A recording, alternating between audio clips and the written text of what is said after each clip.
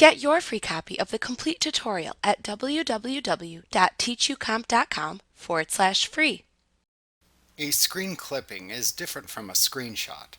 A screen clipping is a selected portion of the first window that appears within the Available Windows section after clicking the Screenshot drop-down button in the Illustrations button group on the Insert tab of the ribbon.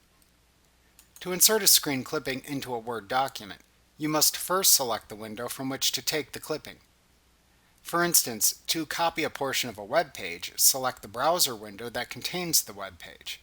Doing this sets the selected window as the first window available within the Available Windows list.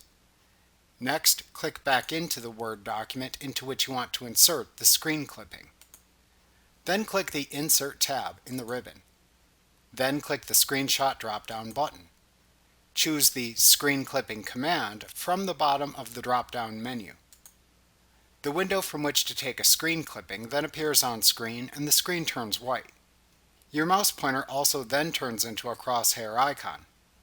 Click into the window in the upper left corner of the portion from which to take a screen clipping and drag your mouse down and to the right to select a portion of the window to clip.